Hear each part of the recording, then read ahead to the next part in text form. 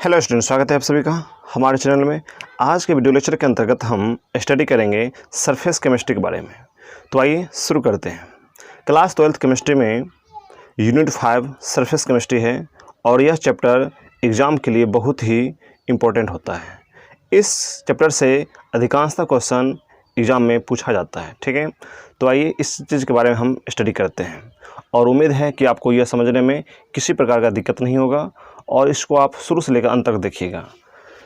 चलिए, सबसे पहले हम जानते हैं सरफेस केमिस्ट्री क्या होता है। देखिए, रसायन विज्ञान की वैसे शाखा रसायन विज्ञान मतलब केमिस्ट्री की एक ऐसा ब्रांच जिसके अंतर्गत किसी सरफेस या इंटरफेस पे होने वाले घटनाओं के बारे में हम अध्ययन करते हैं, तो वह सरफेस केमिस्ट्री कहलाता है। मतलब ठीक है, तो मैं आपको बता दूं, आपको यहाँ लिख भी दिए हैं साफ साफ कि रसायन विज्ञान की वह शाखा जिसमें किसी सतह या अंतरापृष्ठ मतलब इंटरफेस, उसी को बोलते हैं बल्क बोलते हैं। इंटरफेस या बल्क पर होने वाली घटनाओं का अध्ययन किया जाता है, उसे ही सरफेस केमिस्ट्री कहते हैं। अब देखिए, इस चीज़ को थोड़ा सा हम बारीकी से समझने की कोशिश करेंगे। इंटरफेस और सरफेस क्या होता है, ठीक है। सबसे पहले हम जानेंगे सरफेस मतलब क्या, पृष्ठ या सतह। तो किसी भी पदार्थ के ऊपरी जो सीमा होती है, मतलब किसी पदार्थ के ऊपरी जो भाग होता है, उसको क्या बोलते हैं, पृष्ठ बोलते हैं, मतलब सतह बोलते हैं। जैसे कहते हैं कि ये हाथ है, तो हाथ के जो ऊपरी भाग जो है वो क्या होगा, इसका सतह हो गया, और इसके अंदर वाला भाग जो होगा वो क्या होगा, इंटरफेस कहलाएगा। ठीक है, ऐसी चीज़ को हम यहाँ समझाने की कोशिश करते हैं। जैसे मान लीजिए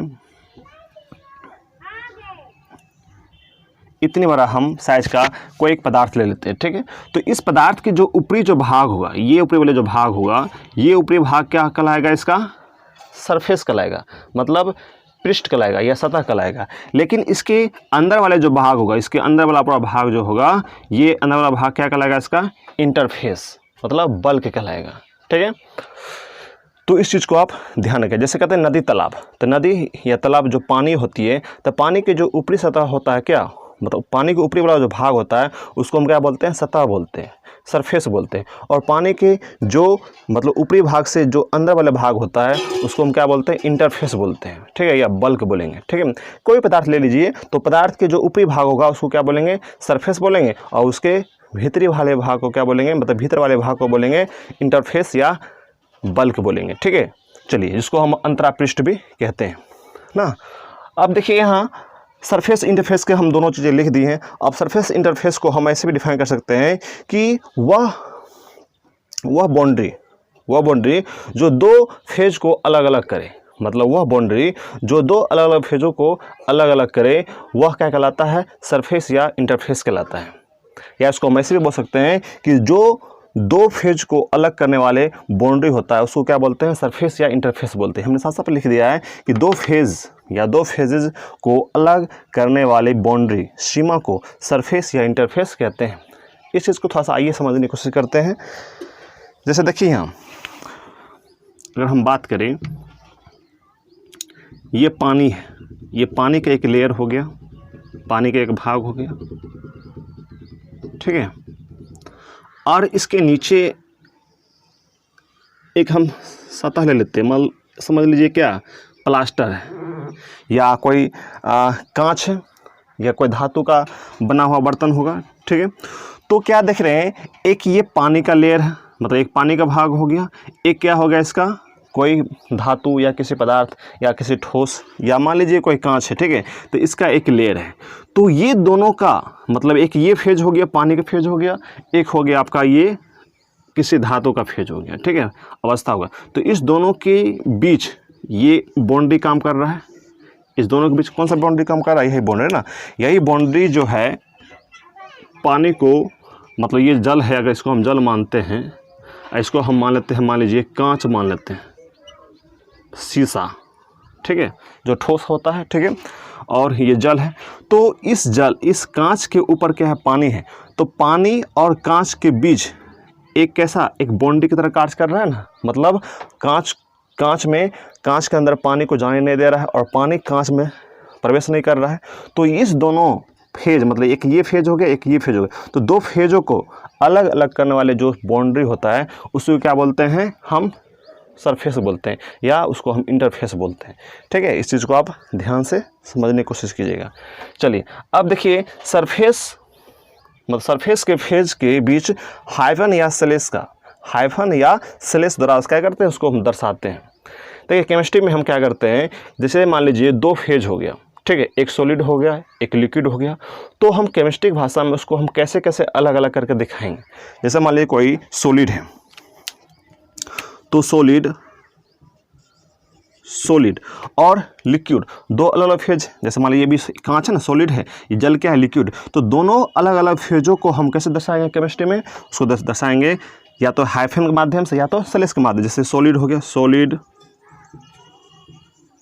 लिक्विड, सॉलिड लिक्विड, या इसको हम ऐसे भी दर्शा सकते हैं, सॉलिड स्लैश लिक्विड, ठीक है। या फिर हम जैसे अगर हम बात करें लिक्विड और गैस की, तो लिक्विड हाइफन गैस, या इसको हम ऐसे भी दिखा सकते हैं, लिक्विड स्लैश गैस, ठीक है। तो हम सरफेस के फेज को क्या करते हैं, हाइफन या स्लैश के माध्यम से क्या करते हैं, दर्शाते हैं। चलिए अब दिमाग में ये आता होगा कि गैस का जिक्र नहीं हो रहा है ना, तो जब एक गैस किसी दूसरे गैस में अगर मिलाते हैं तो क्या होता है, पूर्ण रूप से वह मिश्र मतलब क्या घुल जाता है, तो वह पूर्ण रूप से क्या होता है, मिश्रणीय होता है। तो गैसों की एक दूसरे में मिलने के कारण, मतलब गैस और गैस के एक दूसरे से घुलनशील होने के कारण, मतलब मिश्रणीय होने के कारण, उसके कारण इसके बीच कोई भी इंटरफेस या सरफेस नहीं होता है, ठीक है। हमें साफ साफ लिख दिया है कि गैस पूर्णतः क्या होते हैं, मिश्रणीय होते हैं, मतलब ये पूर्ण रूप से क्या होता है, घुलनशील होता है, ठीक है। एक गैस किसी दूसरे में पूर्ण रूप से घुल जाता है, ठीक है, तो मिश्रणीय होता है, जिसके कारण इसके बीच कोई भी इंटरफेस या सरफेस नहीं होता है। इस बात का, इसलिए क्या करते हैं कि गैस और गैस हम ऐसे नहीं लिख सकते, मतलब गैस स्लैश गैस या गैस हाइफन गैस हम करके नहीं दर्शाते हैं, ठीक है। अब हम पढ़ेंगे एडसॉर्प्शन के बारे में, जिसका हिंदी होता है अधिशोषण होता है, ठीक है। अब देखिए एडसॉर्प्शन होता क्या है, कहते हैं जब किसी ठोस या द्रव, ध्यान सुनिएगा, जब किसी ठोस या द्रव के सरफेस पर कोई अन्य पदार्थ कौन सा, या तो लिक्विड होगा या गैस होगा, ठीक है ना। तो जब किसी ठोस या द्रव के सतह पर कोई अन्य पदार्थ आकर क्या हो, एकत्रित हो जाए, जमा हो जाए, उस पर बैठ जाए, चिपक जाए, तो वह प्रोसेस क्या कहलाता है, अधिशोषण कहलाता है, ठीक है। जैसे कहते हैं कि ये अभी क्या है, व्हाइट बोर्ड है, ठीक है, इस व्हाइट बोर्ड पे हम मार्कर से लिख रहे हैं ना, तो लिख रहे हैं, तो ये क्या है, सरफेस है, इस सरफेस पे हमने क्या किया, इस मार्कर से हमने लिखा, तो ये क्या हो, इसका रंग जो हुआ, मतलब ये जो लिक्विड जो था, मतलब ये जो रंग है, इस लिक्विड में पार्टिकल भी मिला हुआ है, डस्ट मिला हुआ है ना, किसी रंग का, डाई का, तो ये क्या हुआ जी, इस पे आकर एकत्रित हो गया, चिपक गया, बैठ गया, तो ये प्रोसेस क्या हुआ, इस प्रोसेस को ही बोलते हैं एडसॉर्प्शन बोलते हैं, मतलब अधिशोषण बोलते हैं। या आप इसको ऐसे भी समझ सकते हैं, जैसे आप क्लास में जाते हैं पढ़ने के लिए, ठीक है, तो बेंच पर आप बैठे, तो बेंच पर बैठना हुआ क्या, अधिशोषण प्रोसेस हुआ, ठीक है। मतलब कोई सतह है और उस सतह पर कोई दूसरा अन्य पदार्थ आकर क्या हुआ, बैठ गया, उस पर एकत्रित हो गया, सांद्रित हो गया, तो वह प्रोसेस क्या कहलाता है, अधिशोषण कहलाता है। या इसको आप ऐसे भी समझ सकते हैं, जैसे मान लीजिए कि सरफेस हो गया, या मान लीजिए एक कोई कांच का ऊपरी भाग हो गया, तो उस पे अगर हम मान लीजिए पानी गिरा देते हैं, तो पानी जब भी गिराए उस पर, तो क्या हुआ, उस पानी गिरते के साथ उस शीशे की सतह पर क्या हुआ, जमा हो जाएगा। तो उस पानी जो है शीशे की सतह पर ना, सरफेस पर जमा हुआ है ना, तो पानी जो है शीशे के सरफेस पर जमा हुआ, ये प्रोसेस क्या कहलाएगा, उसका अधिशोषण कहलाएगा। या आप ऐसे समझ सकते हैं, जैसे मान लीजिए कोई लिक्विड है और लिक्विड पे हम गैस, मतलब कोई ऑक्सीजन या कार्बन डाइऑक्साइड गैस को क्या करते हैं, अधिशोषित करने की कोशिश करते हैं, तो वही प्रोसेस क्या होगा, अधिशोषण ही कहलाएगा, ठीक है। अब इसको आइए थोड़ा सा इसको हम समझाने की कोशिश करते हैं। हमने साफ साफ यहाँ लिख दिया है, किसी ठोस या द्रव मतलब लिक्विड या सॉलिड या लिक्विड के सरफेस पर, मतलब उसके सतह पर, पृष्ठ पर मोलिकुलर स्पीसीज, मतलब क्या, मोलिकुलर स्पीसीज करने मतलब यहाँ ये है कि कोई लिक्विड होगा या गैस होगा, मतलब वो पार्टिकल होगा, वो पार्टिकल का एकत्रित होना, मतलब क्या, उस पर सांद्रित हो जाना या चिपक जाना या बैठ जाना, वो प्रोसेस क्या कहलाता है, अधिशोषण कहलाता है, ठीक है। अब आइए इस चीज़ को थोड़ा सा हम समझाने की कोशिश करते हैं। जैसे मान लीजिए ये एक सतह है, मान लीजिए एक ये गेंद है, क्या है, एक गेंद है, ठीक है, बॉल है। इसको हम मान लेते हैं एक पदार्थ मान लेते हैं, क्या मान लेते हैं, पदार्थ। तो ये पदार्थ की जो ऊपरी भाग है, ये ऊपरी जो भाग है, इस ऊपरी भाग पे कोई अन्य पदार्थ आकर क्या होगा, एकत्रित होगा। तो कोई पदार्थ इस पे आकर एकत्रित हो गया, मतलब जमा हो गया, इस तरह से जमा हो जाएगा, चारों तरफ से जमा हो जाएगा, मान लीजिए, ठीक है, सांद्रित हो जाएगा, चिपक जाएगा। तो ये प्रोसेस क्या कहलाएगा, अधिशोषण कहलाएगा। ये जो पदार्थ है, ये पदार्थ या तो सॉलिड होगा या फिर लिक्विड होगा। गैस तो होगा नहीं, क्योंकि गैस क्या होता है, पूर्णतः मिश्रणीय होता है, ठीक है। इसलिए गैस के मिश्रणीय होने के कारण क्या होता है, इसका कोई सरफेस या इंटरफेस नहीं होता है, ठीक है। इस चीज़ को हमने बता दिया है। और ये जो कोई पदार्थ, कोई दूसरा कोई अन्य पदार्थ जो होगा, वो क्या होगा, या तो द्रव होगा या गैस होगा, ठीक है।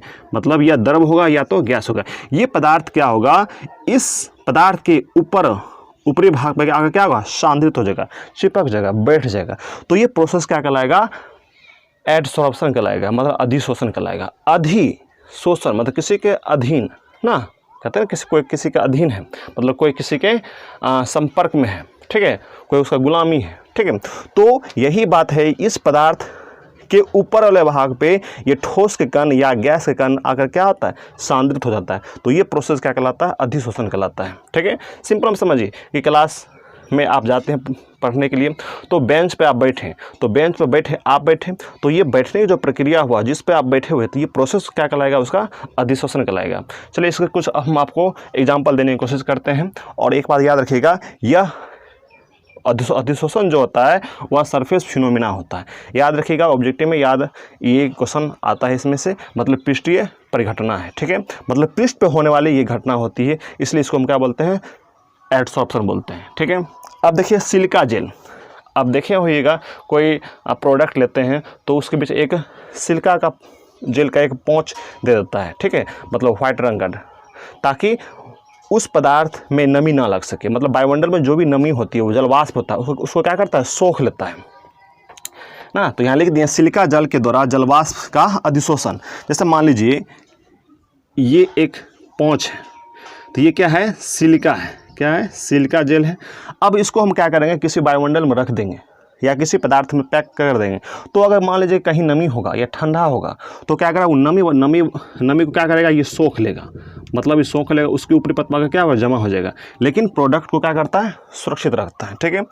उसी तरह से चारकोल होगा, चारकोल द्वारा अमोनिया का अधिशोषण, चारकोल ना, जैसे उसका कहते हैं ये चारकोल आप देखे होइएगा, जैसे लकड़ी का जला हुआ जो क्या कहते हैं, वो गुंडी होता है, पाउडर होता है, तो वो चारकोल हो गया। या जंतु का जला हुआ जो अवशेष होता है, वो भाग चारकोल होता है, ठीक है। तो चारकोल द्वारा, यह चारकोल हम बहुत तरीक़ा से तैयार कर सकते हैं। तो चारकोल द्वारा अमोनिया का अधिशोषण ना, तो चारकोल जो है वो डस्ट के रूप में रहता है, और अमोनिया जो गैस, उसको हम क्या करेंगे, अगर उसके संपर्क में लाएंगे तो अमोनिया गैस क्या करेगा, ये अधिशोषित कर लेगा, ठीक है। मतलब अमोनिया गैस होगा वह चारकोल पाकर क्या होगा, चिपक जाएगा, बैठ जाएगा, ठीक है। अब देखिए निकिल धातु पर C2H4 मतलब क्या, इथीन गैस का अधिशोषण।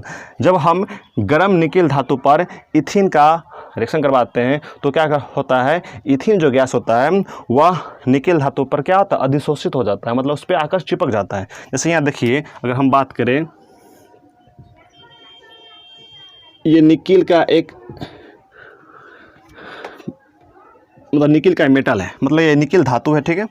इसको हमने क्या किया, हीट कर दिया, क्या किया हमने, हीट कर दिया, ठीक है। जब इसको हीट करेंगे, हमने हीट करेंगे, और इसके ऊपर हम क्या करेंगे, इथिन गैस को हम अगर हम छोड़ेंगे, इथिन गैस को रखेंगे, तो क्या होगा, इथिन गैस जो होगा वह निकिल पे आकर क्या अधिशोषित हो जाएगा, जमा हो जाएगा। कैसे, यहाँ देखिए, कार्बन, इसके साथ 2 हाइड्रोजन यहाँ होगा, और एक इलेक्ट्रॉन से ये बॉन्ड बनाया रहेगा, क्योंकि कार्बन के पास कितना वैलेंस होता है, इलेक्ट्रॉन 4 रहता है ना। तो एक इसके साथ, एक इसके साथ, एक इसके साथ, 3 हो गया। अब एक इलेक्ट्रॉन इसके साथ, एक इलेक्ट्रॉन इसके साथ, मतलब इस तरह से क्या करता है, यह बॉन्डिंग का निर्माण करता है। ठीक है, तो यही है निकिल। जब गर्म निकिल पे हम इथेन गैस को फ्लो करते हैं, मतलब छोड़ते हैं, तो क्या होता है, ये जो इथेन जो गैस है वह निकिल धातु पर अधिशोषित हो जाता है, मतलब जमा हो जाता है, उससे चिपक जाता है। ठीक, उससे बॉन्डिंग बना लेता है। ठीक है, तो ये हो गया फिर एग्जाम्पल। उसको देखिए, जैसे मान लीजिए आप देखते होइएगा, आप चीनी खाते हैं, शक्कर ना, चीनी जो खाते हैं दाना दाना वाला खाते हैं ना, तो जब वो बनता है चीनी मिल में, ठीक है, तो उसमें बहुत सारा गंदगी होता है। ठीक है, जो चीनी का जो उस समय रंग जो होता है वो मलहीन होता है, मतलब उसका रंग उस समय वाइट नहीं रहता है। तो उसमें क्या करते हैं, जंतु जो चारकोल होता है उसको क्या करते हैं, उसमें मिला देते हैं, और फिर उसको हम हिलाते मिलाते हैं, उसमें फिर चलाते हैं। तो क्या होता है, उसमें जो गंदगियाँ होता है वह जंतु चारकोल पे आकर क्या, तो चिपक जाता है, मतलब जमा हो जाता है, वो एकत्रित हो जाता है।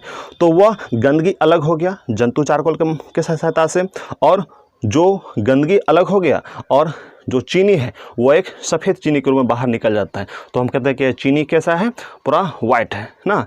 लेकिन अगर हम जंतु चारकोल उसमें नहीं मिलाएंगे तो क्या होगा, चीनी का जो रंग होगा वो बदरंग होगा, मतलब वो थोड़ा सा पीला का, ये काला पीला टाइप का रंग निकलेगा। ठीक है, लेकिन जब हम जंतु चारकोल को उसमें मिला देते हैं तो चीनी क्या करता है, सफ़ेद बना देता है, मतलब उसमें से गंदगी काट देता है, गंदगी को हटा देता है। ठीक है, हमने सबसे लिख दिया है कि रॉ शुगर के जलीय घोल में, मतलब क्या, जो अपरिष्कृत जो चीनी होता है, शर्करा होता है, उसके जलीय घोल में जब हम एनिमल चारकोल को मिलाया जाता है तो वह क्या आता है, रंगहीन हो जाता है। मतलब क्या, उसमें जो कलर था, गंदगी था, वो क्या अलग हो जाता है। जो चारकोल की सतह पर क्या होता है, अधिशोषण को दर्शाता है। मतलब क्या, वो चारकोल की सतह पर क्या होता है, वह गंदगी जो होता है वह अधिशोषित हो जाता है, उस पर चिपक जाता है। ठीक है, तो हमने इस चीज़ को देखा। ठीक है, अब हम पढ़ेंगे एडसॉर्बेंट और एडसॉर्बेट के बारे में। एडसॉर्बेंट और एडसॉर्बेट, अधिशोषक और अधिशोषक के बारे में। तो आइए देखते हैं। देखिए, पहले सिंपल में समझ लीजिए, आप पढ़ने के लिए आए क्लास में, ठीक, तो आप बेंच पे बैठे, तो बेंच पे आप बैठे तो यहाँ बेंच जो होगा वो क्या होगा, एडसॉर्बेंट होगा, और आपने बैठा, ठीक है, तो आप क्या कहलाएगा, एडसॉर्बेट कहलाइएगा, मतलब अधिशोष कहलाइएगा। ठीक है, सिंपल लॉजिक में समझिए आप कि जिस पदार्थ पे, ध्यान दीजिए, जिस पदार्थ मतलब जिस सब्सटेंस पे कोई अन्य पदार्थ आकर एकत्रित होता है, तो वो पदार्थ, मतलब जिस पदार्थ पे कोई बैठा है, ठीक है, तो वो पदार्थ एडसॉर्बेंट कहलाएगा। और बैठने वाला जो पदार्थ होगा, जो एकत्रित पदार्थ होगा, जो चिपका हुआ होगा पदार्थ, वो एडसॉर्बेट कहलाएगा। या फिर आप इसको ऐसे भी समझ सकते हैं, जैसे मान लीजिए ये बोर्ड है ना, वाइट बोर्ड है, इस वाइट बोर्ड पे हमने क्या किया, मार्कर से लिख दिया। ठीक है, तो ये जो मार्कर से हमने लिखा, तो ये मार्कर का जो रंग है, मतलब ये जो इंक है, ये इंक यहाँ क्या होगा, एडसॉर्बेट होगा, मतलब अधिशोष होगा। ठीक है, और ये जो सतह है, मतलब ये जो एक वाइट बोर्ड है, ये वाइट बोर्ड क्या होगा, अधिशोषक होगा। ठीक है, ध्यान समझिएगा ना, मतलब जिस पदार्थ पे आकर कोई पदार्थ चिपकता है, बैठता है, एकत्रित होता है, ठीक है, तो वो पदार्थ अधिशोषक कहलाता है, और एकत्रित होने वाला पदार्थ, मतलब चिपकने वाला पदार्थ अधिशोष से कहलाता है। ठीक है, आप इसको ऐसे भी समझ सकते हैं, यहाँ समझिए, जैसे मान लीजिए ये एक पदार्थ है, ठीक है, मान लीजिए ये पदार्थ है, इस पदार्थ पे कोई दूसरा पदार्थ आकर एकत्रित हो गया, बैठ गया, चिपक गया। ठीक है, यहाँ आकर चिपक गया, बैठ गया। ठीक है, तो ये जो पदार्थ है इस सतह पे आकर बैठा है ना, तो ये पदार्थ क्या होगा, अधिशोष होगा। क्या होगा, अधिशोष होगा, ध्यान रखना। और ये जो पदार्थ है, मतलब जो ये जो देख रहे हैं, ये पदार्थ अंदर वाला पदार्थ होगा, ये क्या कहलाएगा, यह अधिशोषक होगा। क्या होगा, अधिशोषक होगा। ठीक है, मतलब अधिशोषक पे कोई अधिशोष आकर एकत्रित होता है, सिंपल में इतना समझिए। ठीक है, जैसे कहते हैं कि अगर हम यहाँ ले लिए निकिल धातु, ले लिए, क्या ले लिए, निकिल धातु, तो निकिल धातु मतलब गर्म निकिल धातु के सतह पर जब हम C2H4 गैस को अधिशोषित कराते हैं तो ये C2H4 जो गैस होगा, हमने अभी तो पढ़ा है, ठीक है। मतलब जब ये C2H4 गैस को हम अधिशोषित कराते हैं, C2H4 गैस इस पे जो एकत्रित होगा, तो ये C2H4 जो होगा यहाँ क्या होगा, ये होगा अधिशोष होगा। और ये निकिल जो धातु होगा, ये धातु जो है यह अधिशोषक होगा। क्या होगा, अधिशोषक। मतलब इस निकिल धातु पे C2H4 गैस क्या हुआ, आकर एकत्रित हो गया, मतलब चिपक गया, बैठ गया, ठीक है, उससे जुड़ गया है, ठीक है। जैसे अब सेकंड एग्जांपल लेते हैं, जैसे चारकोल। तो चारकोल अगर मान लीजिए ये चारकोल है, सपोज मान लीजिए, तो चारकोल जो होगा, इस चारकोल सतह पर जब अमोनिया गैस को हम अधिशोषित कराते हैं तो ये जो अमोनिया गैस इस पर जब एकत्रित हो जाता है, इस पर चिपक जाता है, बैठ जाता है, ठीक है, तो ये अमोनिया जो गैस होगा यहाँ, ये क्या कहलाएगा, अधिशोष कहलाएगा, ठीक है। और ये जो चारकोल जो है वो क्या कहलाएगा, अधिशोषक कहलाएगा, ठीक है। एक बार याद रखिएगा, अधिशोष और अधिशोषक, यहाँ ठोस या द्रव अधिशोषक होगा और गैस या द्रव जो होगा अधिशोष की तरह कार्य करेगा, ठीक है। याद रखिएगा, मान लीजिए कोई पदार्थ है, तो ये एक मान लीजिए ये अभी क्या है, अधिशोषक है, तो ये अधिशोषक जो होगा यहाँ क्या होगा, सॉलिड होगा या फिर लिक्विड। लेकिन जब इस पे कोई पदार्थ आकर एकत्रित होता है, जमा होता है, ठीक है, तो ये पदार्थ जो होता है वह अधिशोष कहलाता है। तो ये अधिशोष कौन कौन होगा, या तो लिक्विड होगा या फिर गैस होगा। इस बात याद रखना, मतलब गैस या लिक्विड अधिशोषक हो सकता है, और लेकिन अधिशोषक जो होगा वह या तो सॉलिड होगा या तो लिक्विड होगा, ठीक है। तो हमने स्पष्ट लिख दिया है कि जिस पदार्थ के सरफेस पर, जिस पदार्थ के सतह पर, पृष्ठ पर एडसॉर्प्शन होता है, मतलब अधिशोषण होता है, उसे एडसॉर्बेंट कहते हैं। मतलब जिस पदार्थ के सरफेस पर, अगर ये पदार्थ है, इस पदार्थ के सरफेस पे अगर अधिशोषण प्रक्रिया होगा तो ये पदार्थ क्या कहलाएगा, अधिशोषक कहलाएगा। और जो पदार्थ अधिशोषित होता है, मतलब जो पदार्थ इस पे आकर एकत्रित होगा, जो भी पदार्थ, जैसे मान लीजिए ये गैस हो गया, ठीक है, या लिक्विड हो गया, ठीक है, तो ये पदार्थ क्या कहलाएगा, अधिशोष कहलाएगा, ठीक है। कुछ बातें ऐसे हैं जो नोट्स करना बहुत ज़रूरी है। जैसे देखिए यहाँ मेटल पाउडर, कोई भी धातु का जो पाउडर होगा, या फिर चारकोल पाउडर होगा, या एनिमल चारकोल होगा, या सिलिका जेल, ये सारे जो होते हैं, इसका स्ट्रक्चर जो होता है वो पोरस होता है। क्या होता है, पोरस होता है। और इसकी सरफेस एरिया क्या होती है, सबसे ज़्यादा होता है। आप कहें कैसे सरफेस एरिया सबसे ज़्यादा होता है, देखिए कोई पाउडर है और कोई मेटल, कोई ठोस अवस्था में, जैसे मान लीजिए अगर हम मान लीजिए 1 ग्राम अगर हम